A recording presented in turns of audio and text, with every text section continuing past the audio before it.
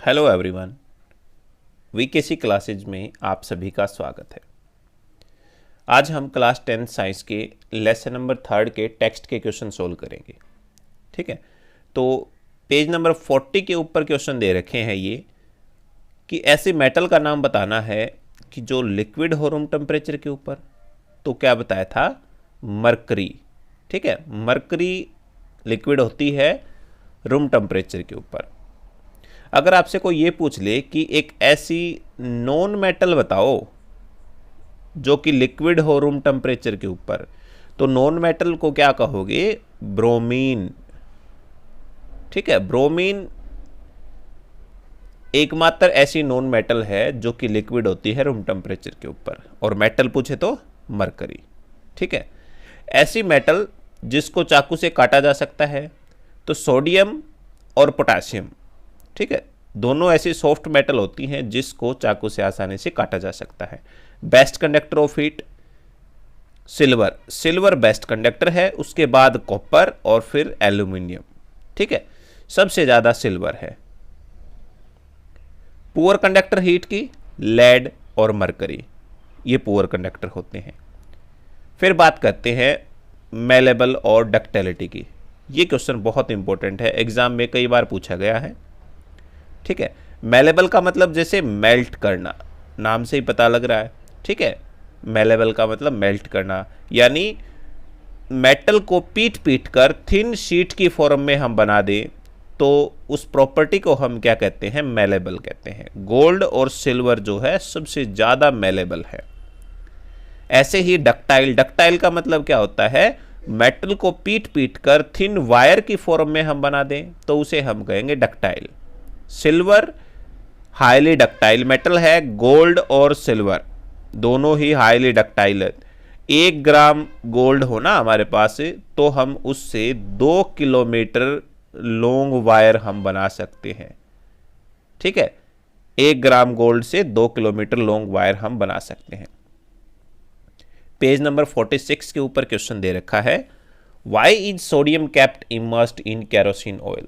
कि सोडियम को kerosene oil के अंदर क्यों रखा जाता है?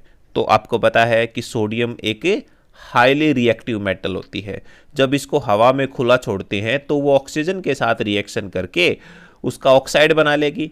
सोडियम ऑक्साइड रिएक्ट करता है मॉइस्चर के साथ जो कि प्रेजेंट होती है एयर के अंदर, और क्या बना लेगा? सोडियम हाइड्रोक्साइड बना लेगा। यानी सोडियम ऑक्सीजन के साथ रिएक्शन करके सोडियम हाइड्रोक्साइड बना लेगा, Na2O। और Na2O जब वाटर के साथ रिएक्शन करता है तो सोडियम हाइड्रोक्साइड बन जाएगा। ये सोडियम ऑक्साइड और ये बन जाएगा सोडियम हाइड्रोक्साइड।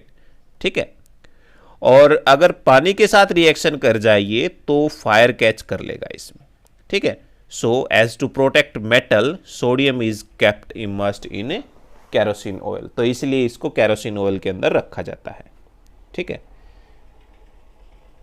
हमने रिएक्शन बतानी है आयरन की स्टीम के साथ और कैल्शियम पोटेशियम इन दोनों की वाटर के साथ कैसे होगी। तो देखो, जब आयरन वाटर के साथ रिएक्शन करता है तो ये तो हो गया मेटल। मेटल जब वाटर के साथ रिएक्शन करेगी तो हाइड्रोजन गैस निकलेगी इसमें, तो क्या बन जाएगा? आयरन ऑक्साइड और प्लस में वाटर। बैलेंस हम कर सकते हैं, बैलेंस करना आपको बता रखा है। जिसको नहीं पता हो तो वो प्रीवियस वीडियो देख ले, लेसन नंबर 1 के।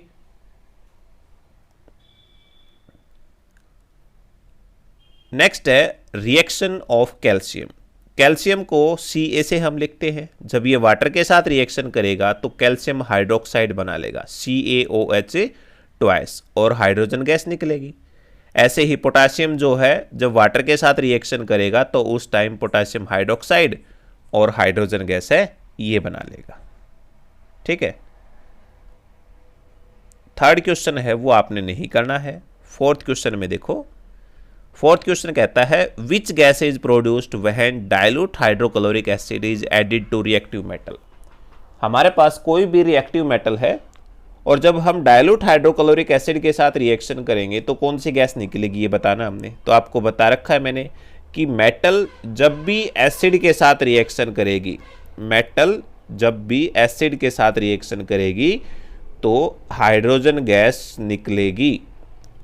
ठीक है, और फिर कहता है कि जब आयरन डाइल्यूट सल्फ्यूरिक एसिड के साथ रिएक्शन करता है तो वो हमने रिएक्शन बतानी है, कौन सी केमिकल रिएक्शन हो जाएगी। तो आयरन को किस से लिखते हैं, Fe से लिखते हैं हम, ठीक है। और डाइल्यूट सल्फ्यूरिक एसिड H2SO4, जब ये रिएक्शन करता है तो आयरन सल्फेट बनता है FeSO4 और प्लस में हाइड्रोजन गैस हो गई, ठीक है। Fifth question, what would you observe when zinc is added to solution of iron sulphate. कहता आप क्या ऑब्जर्व करोगे जब जिंक को आयरन सल्फेट सॉल्यूशन के साथ ऐड किया जाता है, और उसकी रिएक्शन लिखनी हमने, और ये रिएक्शन किस प्रकार की होगी ये भी बताना हमने, ठीक है। तो जिंक जब आयरन सल्फेट के साथ रिएक्शन करेगा तो देखो जिंक जो होता है वो आयरन से ज़्यादा रिएक्टिव है, तो ये क्या कर लेगा, आयरन को हटा देगा यहां से, ठीक है, और आयरन की जगह पर खुद लग जाएगा। तो यहां पर जिंक था, जिंक ने क्या किया, आयरन को डिस्प्लेस करके उसकी जगह पर खुद लग गया और क्या बन जाएगा, ZnSO4 बन जाएगा, जिंक सल्फेट ये बन गया। और जो आयरन था ये यहां से अलग होकर आगे आ जाएगा, ठीक है, Fe बन जाएगा। तो ऐसी रिएक्शन जिंक ने क्या किया, आयरन को डिस्प्लेस कर दिया यहां से, तो डिस्प्लेस कर दिया तो रिएक्शन कौन सी बन गई, ये डिस्प्लेसमेंट रिएक्शन बन गई। इसको हमने लेसन नंबर फर्स्ट में भी पढ़ा था, सेम रिएक्शन हमारी आ चुकी है, ठीक है। पेज नंबर 49 के ऊपर क्वेश्चन दे रखे हैं, right electron dot structure for sodium, oxygen और मैग्नीशियम। इनका हमने इलेक्ट्रॉन डॉट स्ट्रक्चर बताना है, कैसे हो जाएगा। तो देखिए सोडियम का एटॉमिक नंबर होता है 11, ठीक है, और इसका इलेक्ट्रॉनिक कॉन्फ़िगरेशन अगर करेंगे तो 2n² का फार्मूला होता है हमारे पास, ठीक है। अब देखो पहली सेल में 2 आएंगे, अगली सेल में हम ज़्यादा से ज़्यादा 8 भर सकते हैं, उससे अगली सेल में फिर क्या भर सकते हैं 18, और फिर भर सकते हम 32, ठीक है, क्योंकि n की जगह अगर 1 पुट किया तो 2 आ गया, 2 पुट किया तो 8 आ गया, 3 पुट किया तो 18 आ गया, 4 पुट किया तो ये आ गए 32 आ गए, ठीक है। तो पहले सेल में हम 2 भरेंगे, फिर हम 8 भरेंगे, 8 और 2 10, बच गया कितना, 1 जो है आउटर मोस्ट ऑर्बिट के अंदर, तो इसका मतलब ये इसकी वैलेंसी है, और 1 एक्स्ट्रा है तो इसके पास पॉजिटिव वैलेंसी, क्योंकि ये डोनेट कर देगा। एक तो ऐसा हो कि या तो अपना ऑक्टेट पूरा करने के लिए 7 और ले ले किसी और से, या फिर 1 दे दे, तो इसका बढ़िया ऑप्शन यही है कि 1 डोनेट कर दे तो वो सही है। तो इसका मतलब Na और पॉजिटिव के लिए यहाँ पर डॉट आ जाएगा कि Na डॉट, इसके ऊपर एक वैलेंसी है, तो ये इसका डॉट स्ट्रक्चर है। और एटॉमिक स्ट्रक्चर अगर निकालना हो तो कैसे, ये बता रखा है इसमें, ठीक है। ये न्यूक्लियस हो गया, ये पहली सेल, तो पहली सेल में इलेक्ट्रॉन फिल करने ज़्यादा से ज़्यादा कितने हो सकते हैं, 2 हो सकते हैं, ठीक है। ऐसे ही अगली सेल हो जाएगी, अगली सेल में कितने कर सकते हैं, 8 कर सकते हैं, 2 3 4 5 6 7 और 8 10 हो गए। और उसके बाद और अगली सेल में कितने भर सकते हैं, 1 रह गया हमारे पास अब, क्योंकि 11 है, तो ये इलेक्ट्रॉन एटॉमिक स्ट्रक्चर हो जाएगा सोडियम का, ठीक है। सेम ऐसे ही हम ऑक्सीजन का करना है। ऑक्सीजन का करने के लिए क्या होगा, एटॉमिक नंबर कितना होता है, 8 होता है, तो पहली सेल में 2, अगली सेल में कितने आएंगे, 6, ठीक है। तो ऑक्टेट पूरा करने के लिए क्या चाहिए, इसको 6 की जगह पर इसको 8 करना पड़ेगा, और 8 करने के लिए इसको 2 उधारे लेने पड़ेंगे किसी और से। तो ऑक्सीजन का क्या हो जाएगा, 2 तो इलेक्ट्रॉन यहाँ हो गए, 2 यहाँ हो गए, 6 हो गए, इसको 2 और चाहिए, ये 2, तो हम ऐसे फिल कर सकते हैं एटॉमिक स्ट्रक्चर के अंदर। तो इस तरह से आपने इसका डॉट स्ट्रक्चर बनाना है। मैग्नीशियम का एटॉमिक नंबर 12 होता है, पहले में 2 8 2 आएंगे, यानी Mg 2 डॉट आ जाएंगे यहाँ पर। ऐसे ही हम इलेक्ट्रॉन का जो है एटॉमिक स्ट्रक्चर बना सकते हैं मैग्नीशियम का। फिर कहता है कि फॉर्मेशन बनानी है हमने Na2O की, सोडियम ऑक्साइड की फॉर्मेशन, मतलब Na2, सोडियम कितने हैं, 2, एक Na हो गया और एक Na हो गया, इसके ऊपर भी एक ज़्यादा है वैलेंसी है और इसके ऊपर भी एक, और 2O ऑक्सीजन के साथ ऐड करना है, ऑक्सीजन के साथ ऐड करना है, तो इसका मतलब ऑक्सीजन का कितना हो गया, 2 3 4, ये 6 थे ऑक्सीजन के। तो ये क्या काम करेगा, एक तो यहाँ से इलेक्ट्रॉन ले लेगा, यहाँ आ जाएगा, एक ये वाला इलेक्ट्रॉन जो है यहाँ ले लेगा। तो देखो जब सोडियम को अपना काम करना हो तो इसके पास तो ऑलरेडी पूरे हैं जब इसने डोनेट कर दिया तो, ठीक है। ऐसे ही इस सोडियम के भी पूरे हो गए जब इसने डोनेट कर दिया तो, और ऑक्सीजन ने भी अपना इसके साथ शेयरिंग करके अपना ऑक्टेट पूरा कर लिया है, ठीक है।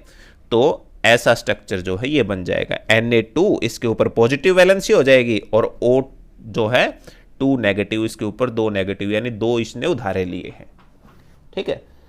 और ऐसे ही MgO मैग्नीशियम ऑक्साइड, Mg का मतलब क्या हो गया, ठीक है, इसके पास 2 वैलेंसी होती है, तो यहां पर मैग्नीशियम और ये ऑक्सीजन, ये दोनों इलेक्ट्रॉन क्या कर लेंगे, शेयर कर लेंगे इसके साथ, ठीक है।